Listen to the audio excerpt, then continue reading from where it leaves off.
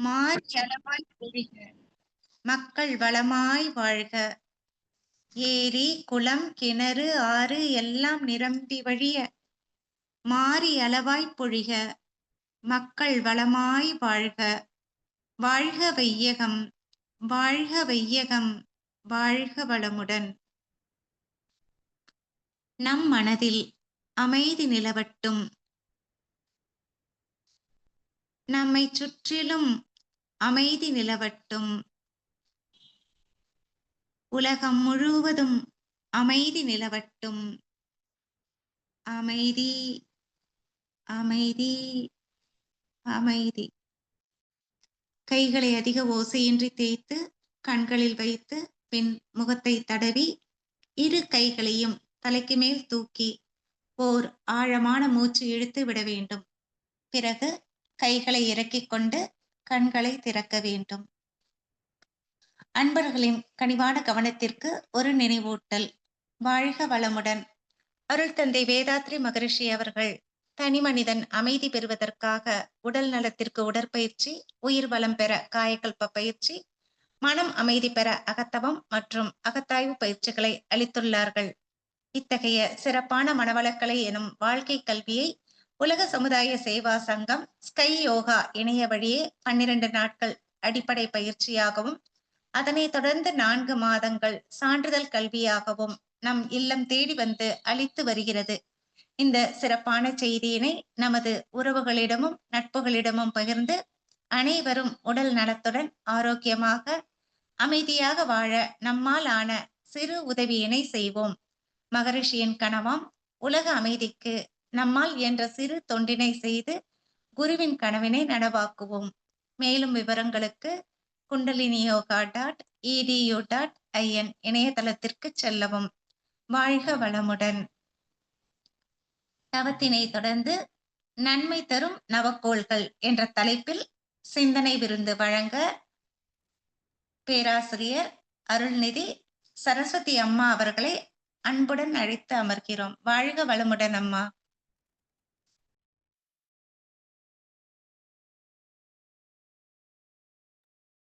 அம்மா வாழ்க வளமுடன்மா. அம்மா வாழ்க வளமுடன்மா. வாழ்க வளமுடன். வாழ்க வையகம். வாழ்க வையகம். வாழ்க வளமுடன். இன்று நல்லதொரு சிறப்பான சாந்தி தவத்தை இயற்றிய அருள்நிதி பேராசிரியர் மஞ்சளாபாய் அம்மா அவர்களை வாழ்த்துவோம். அருள் பேராற்றலின் கருணையினால் அருள்நிதி மஞ்சளாபாய் பாலா அம்மா அவர்கள், அவர்தம் அன்பு குடும்பமும் உடல் நலம், நீலாயுள், நிறை செல்வம், உயர் புகழ், மெய் ஞானம் ஓங்கி வாழ்க வளமுடன். வாழ்க வளமுடன். வாழ்க வளமுடன். நன்றிகள் அம்மா. வாழ்க வளமுடன். வாழ்க வளமுடன். வாழ்க வையகம். வாழ்க வையகம். வாழ்க வையகம். குரு வாழ்க. குருவே துணை. இணைப்பில் இணைந்துள்ள இருபால் மெய் அன்பர்கள் அனைவருக்கும் மாலை வணக்கங்களும் வாழ்க வளமுடன் வாழ்த்துக்களையும் அன்புடன் தெரிவித்துக் கொள்கின்றேன். தெளிவு குருவின் திருமேனி காண்டல், தெளிவு குருவின் திரு நாமம் செப்பல், தெளிவு குருவின் திருவார்த்தை கேட்டல், தெளிவு குரு சிந்தித்தல் தானே. குருவின் துணை இல்லாமல் மனிதன் இறைநிலையை உணர்வது இயலாத காரியம். இறை ஆற்றலை அடைதலும் முடியாது. அந்த அறியாமையை நீக்கிய குரு பிரானின் மலரடி தொழுது,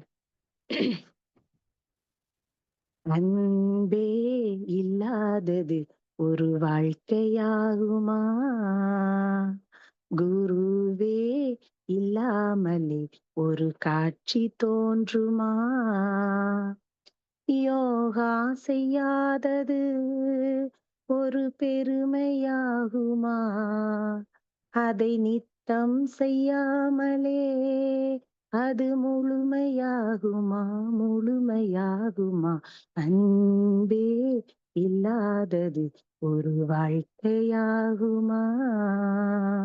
குருவே இல்லாமலே காட்சி தோன்றுமா?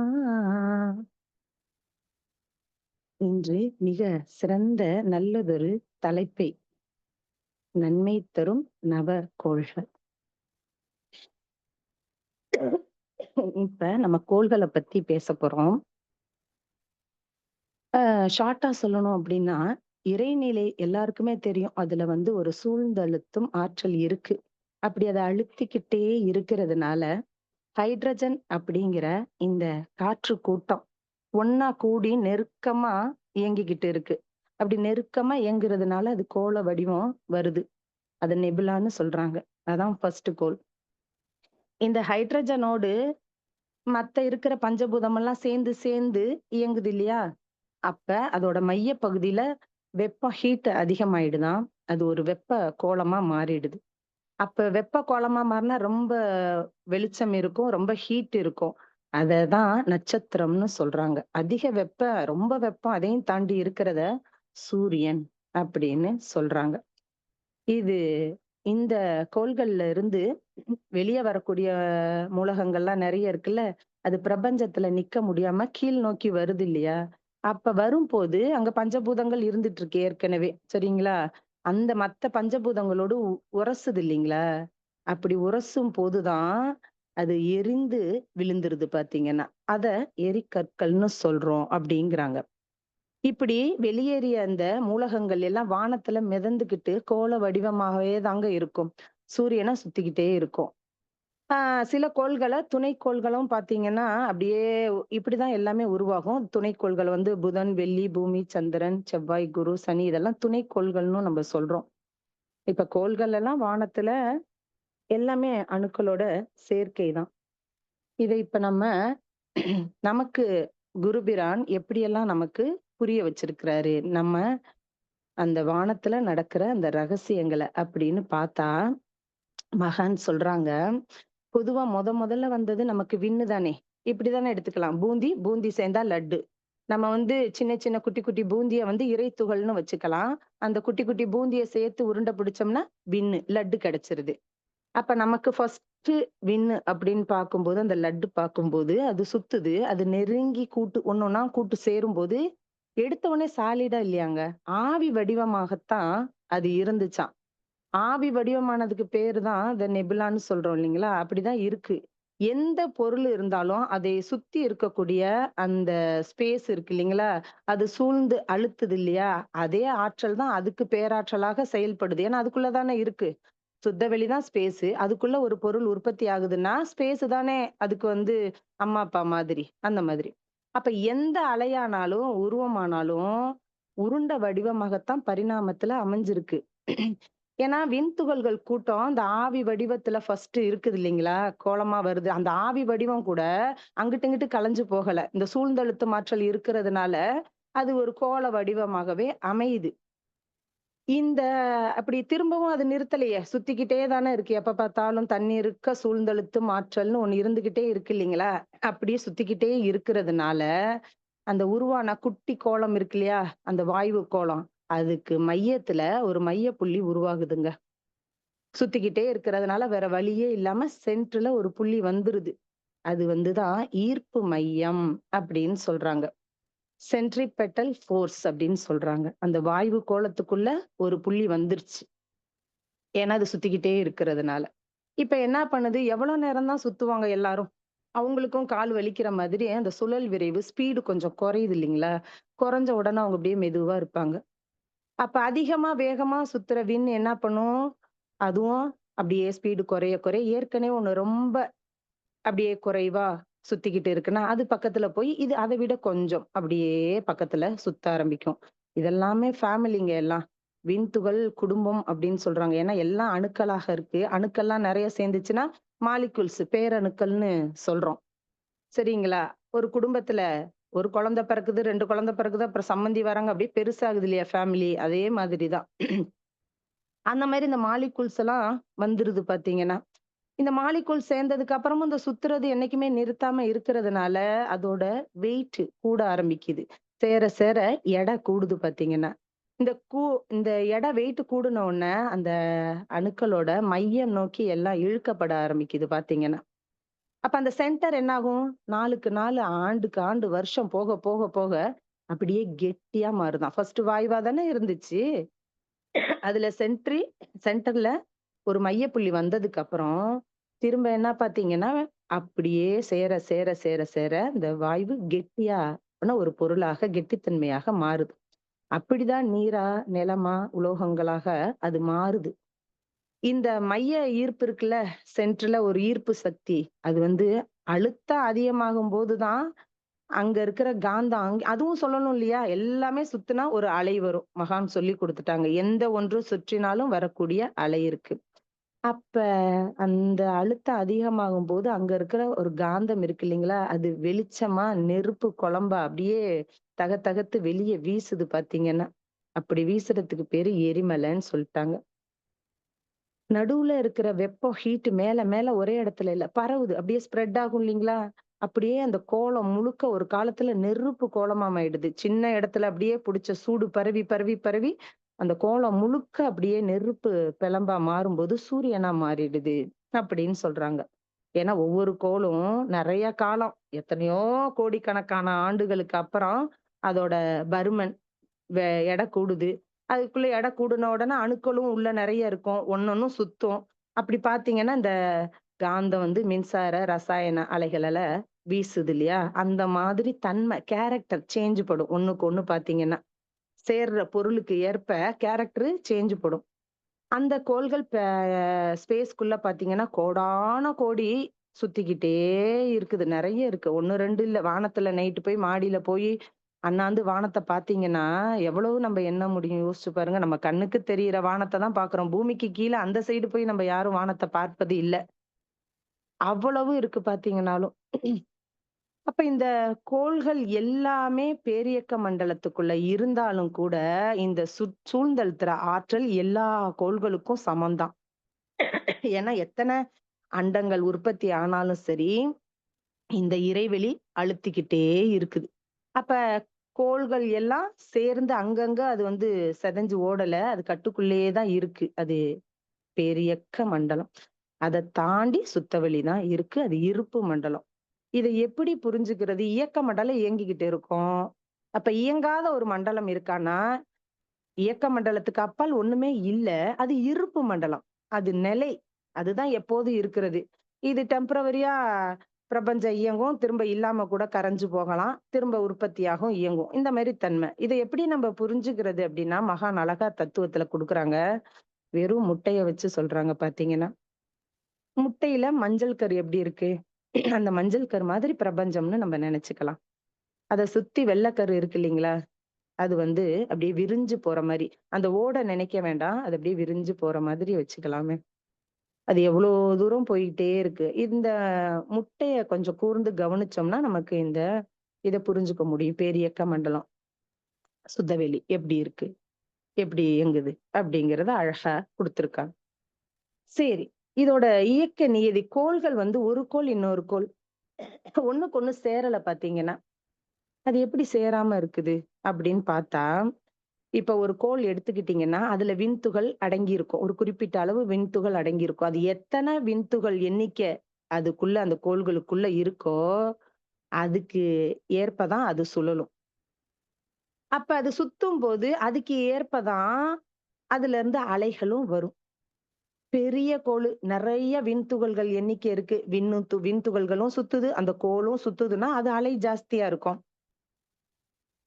அ கோ கோடி கோடியா பணம் வச்சிருக்கிறவங்க எங்க? சும்மா ரூ. 5 ரூ. 10 ரூ. 50 வச்சிருக்கிறவங்க எங்க? அப்படி இல்லையா? அது போல தான் நெறைய விண்துகள்கள் எண்ணிக்கையில வச்சிருந்து, அது வேகமா சுத்துது அப்படின்னா, இன்னொன்னு அதுகிட்ட எந்த அளவு விண்துகள்கள் இன்னொரு கோளுக்கு இருக்கோ, அது தனக்குள்ள இருக்கிற விண்துகள்களோட சுத்துற ஸ்பீடுக்கு ஏற்ப, அதுவும் கொஞ்சம் வேகமா சுத்துவாங்க. அப்படி ஒரு கோள் இன்னொரு கோள் சுத்தும்போது, ஒரு கோளிலிருந்து வரக்கூடிய அலை, இன்னொரு கோளிலிருந்து வரக்கூடிய அலை. 2 சண்டை போடுற மாதிரி 2ஆ மோதுவாங்களா? 2 ஃபேனு ஃபாஸ்ட்டா ஓடுதுன்னு வச்சுக்கோங்க. 2 ஃபேனையும் நேராவே திருப்பி வச்சோம்னு வச்சுக்கோங்க. காத்து சென்டர்ல எப்படி இருக்கும்? குறிப்பிட்ட இதோ இந்த ஃபேன்ல இருந்து வரக்கூடிய காத்தும், அந்த ஃபேன்ல இருந்து வரக்கூடிய காத்து 2ம் ஒண்ணா மோதும். ஆனா பெனட்ரேட் ஆயி ஊடுருவி வெளியில வராது பார்த்தீங்கன்னா. அதே போல தான். அப்படி தள்ளி சண்டை போட்டு தள்ளி நிறுத்திக்கிறாங்க. ஒண்ணும் பண்ண முடியாது. இந்த கயிறு இழுக்கிற மாதிரின்னு வச்சுக்கோங்களேன். இவங்களோட தெம்புக்கு ஏற்ப இவங்க இழுப்பாங்க. அவங்களோட தெம்புக்கு ஏற்ப அவங்க இழுப்பாங்க. அப்படியே நின்னுடும். சமமா நிப்பாங்க பாருங்க. அந்த ஸ்ட்ரென்த்த பொறுத்து. அந்த மாரி தான். அப்ப 2 பொருட்கள் கோலு எதா இருந்தாலுமே, இந்த சுத்தவெளி இருக்கு இல்லையா? அது கீழ விட்டுடாது. அந்த சூழ்ந்து அழுத்திக்கிட்டே வேற இருக்கு. அப்ப அழுத்தி அழுத்தி விட்டு இந்த 2 பேத்தையும் ஒண்ணா ஆக்குறதுக்கு முயற்சி பண்ணும்னு வச்சுக்கோங்களேன். ஆனா ஒண்ணா சேர முடியாது. இவங்க எதிரும் புதிருமா நிப்பாங்க.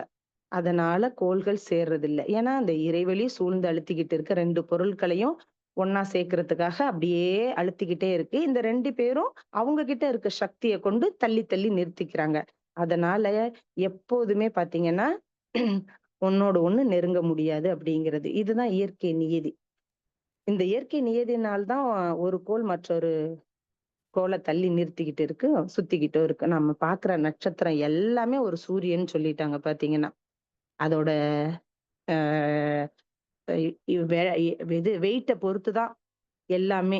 அது சுழல்ற ஸ்பீட பொறுத்து தான் நம்ம இந்த தொகுதிகள்லாம் அமையுது. சூரிய மண்டலம் எல்லாம் அமைஞ்சிருக்கு. இது எல்லாம் வல்ல பேராற்றலோட மடியில அழகா ஜாலியா உருண்டு விளையாண்டுகிட்டு இருக்காங்க. யாரு? இந்த நவக்கோள்கள் சொல்றோம் இல்லைங்களா? அவங்க யாரோட மடியில இருக்காங்க? சுத்தவெளி மடியில ஜாலியா சுத்திக்கிட்டு வராங்க.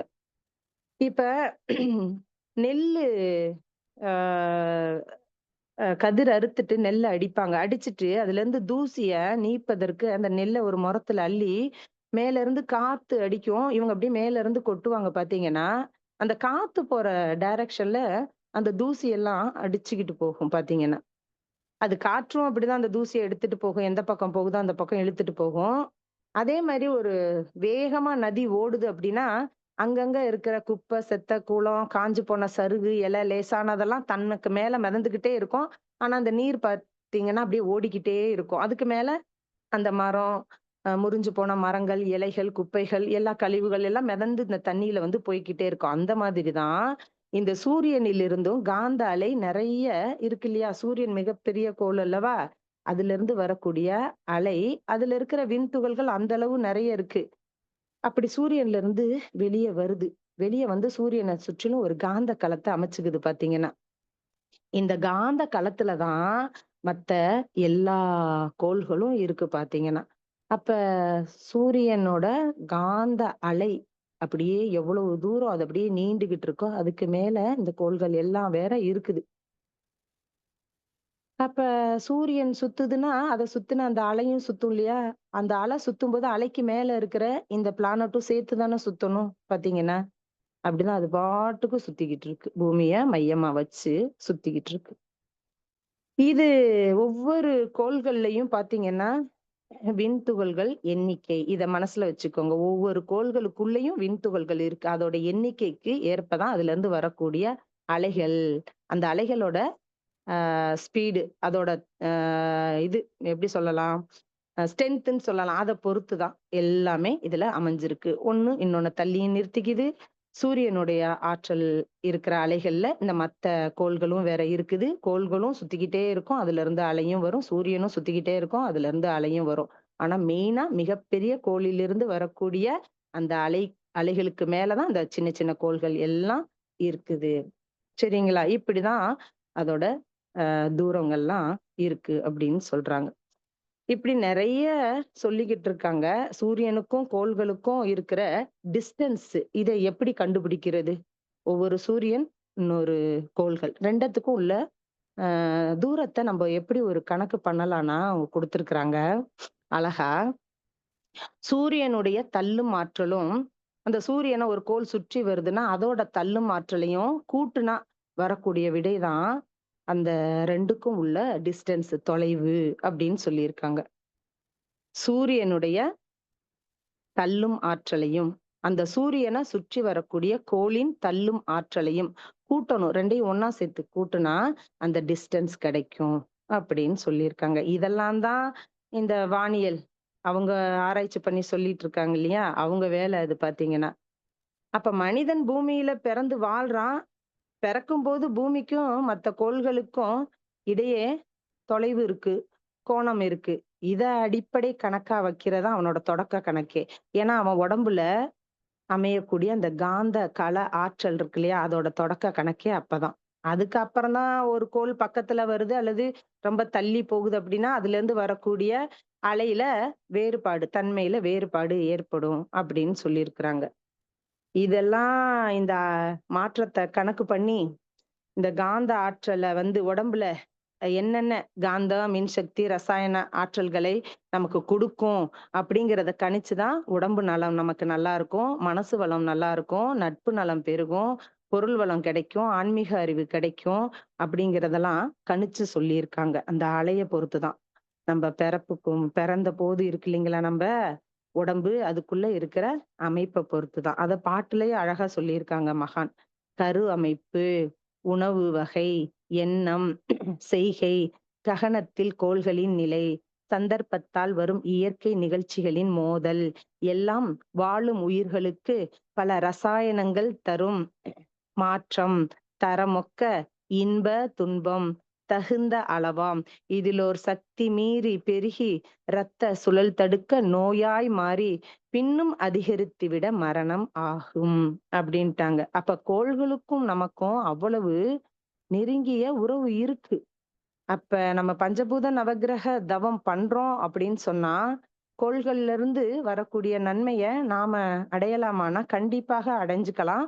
அப்ப நமக்கு உடல் நலம், மனவளம், இந்த ஆன்மீக அறிவு, இன்னும் நெறையான சீக்ரெட்டான விஷயங்கள் எல்லாம் பிரபஞ்ச சீக்ரெட் எல்லாம் நம்மளால தெரிஞ்சுக்க முடியும். ஏன்னா பிரபஞ்சத்துல நட்சத்திரங்களிலிருந்தும், கோள்களிலிருந்தும் காந்த அலை வந்துகிட்டே இருக்கு. எந்த நட்சத்திரம், எந்த கோள்கள்ல இருந்து அலை வருதோ, அந்த அலை அந்த கோளின் காந்த தன்மைய எடுத்துக்கிட்டு வருமாம். எப்படி எடுத்துக்கிட்டு வரும்? உதாரணத்துக்கு சொல்றாங்க, ஒரு ஓடையில, ஆத்துல தண்ணி வருதுன்னு வச்சுக்கோங்களேன். தண்ணீர் வேகமா வருதுன்னா, அங்க தண்ணி மட்டுமா வருது? அங்க இருக்கிற கல்லு, மண்ணெல்லாம் கொஞ்சம் சேர்த்து உருட்டிக்கிட்டு வரும் பார்த்தீங்களா? அந்த தண்ணி, ஓடுற தண்ணி. அந்த கல்லையும், மண்ணையும் கொஞ்சம் அடிச்சுக்கிட்டு வரும் பார்த்தீங்கன்னா.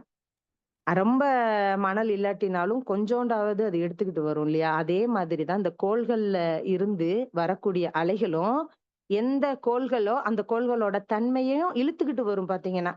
அப்ப அந்த கோள்கள நோக்கி நம்ம ஒரு மனசால நம்ம கிட்ட உள்ள ஜீவகாந்தத்த பயன்படுத்தி மனசால அழகா ஒரு தவம் பண்ணுனோம்னா, அங்க இருக்கிற அந்த சக்திகள் எல்லாம் நமக்கும் உடம்புக்குள்ள கொண்டு வந்துக்கலாம்.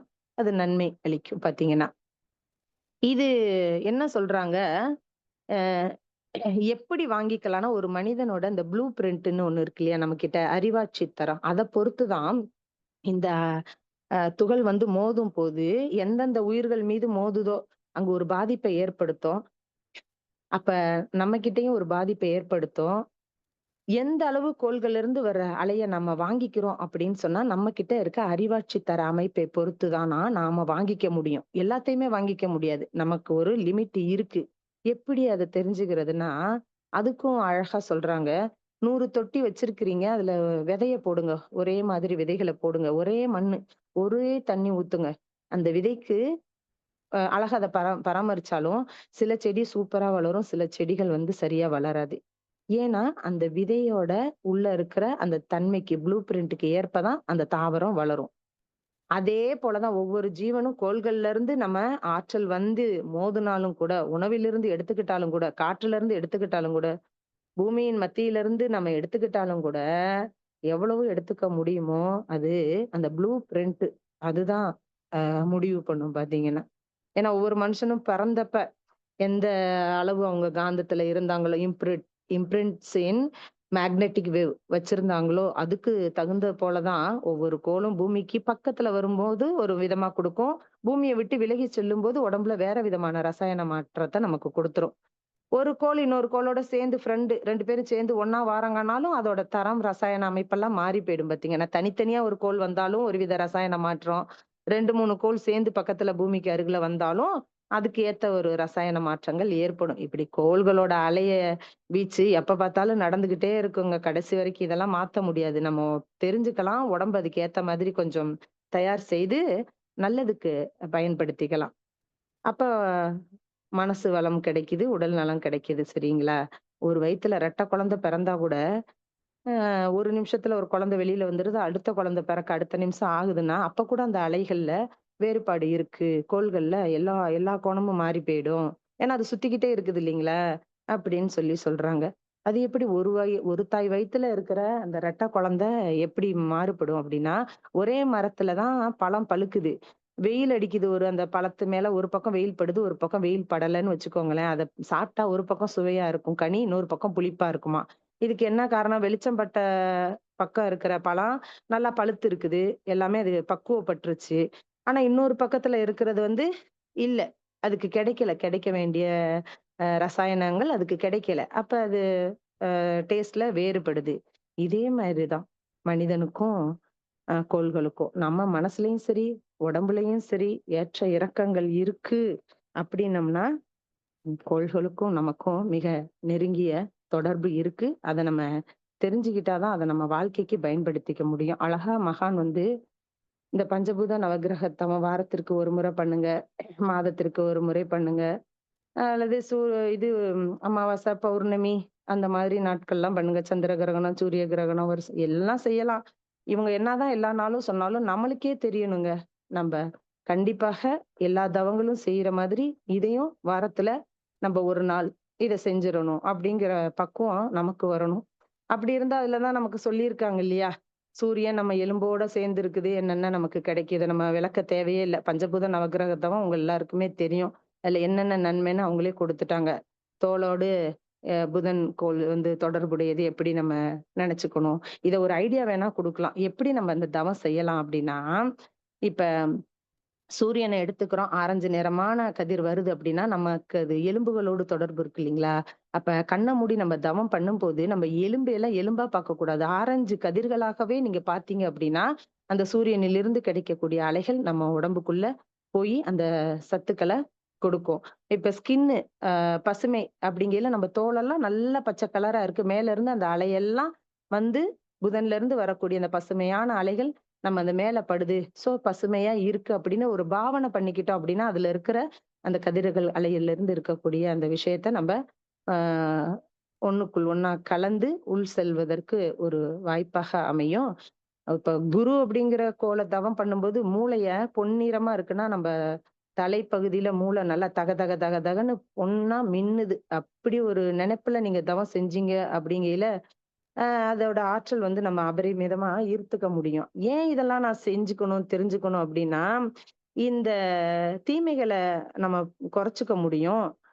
கோள்களோட உயிர் கலப்பு நம்ம வச்சுக்கிறதுனால நம்மளோட மனசுக்கு விரியக்கூடிய தன்மை ரொம்ப வருது.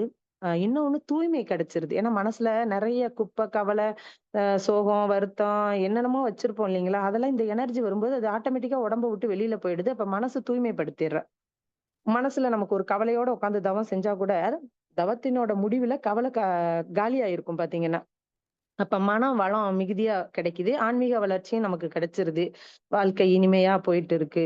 நம்ம உயிர்ல ஒரு களங்கங்கள் இருந்ததுனாலும், அது நீங்கிட்டு நமக்கு உள்ளொளி, இன்ட்யூஷன் நெறைய பெருகும். நமக்கு கண்ண மூடி தவம் பண்ணும்போது, சம்டைம்ஸ் பளிச்சுன்னு ஸ்பார்க் மாதிரி நெத்தியில ஒரு ஒளி கூட வந்துட்டு போறதுக்கு வாய்ப்பு இருக்கு. நீங்க தவம் பண்ணி பாருங்க. அதோட இத ருசிக்கலாம் பார்த்தீங்கன்னா. அன்பும், கருணை யார பார்த்தாலுமே ஒண்ணும் இல்ல எடுத்துட்டு போறது. அன்பும், கருணையும் ஆட்டோமேட்டிக்கா நம்ம மாற ஆரம்பிச்சுடுவோம்.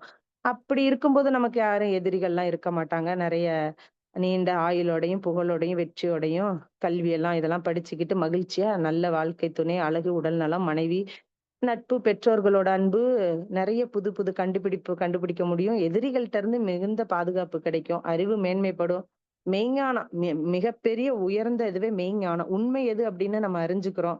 உலகம் சுற்று வாய்ப்பு கூட கிடைக்கும் அப்படின்னு மகான் சொல்றாங்க. அப்ப இதையெல்லாம் நம்ம செஞ்சு பார்த்தா தானே இதையெல்லாம் அனுபவிக்க முடியும்.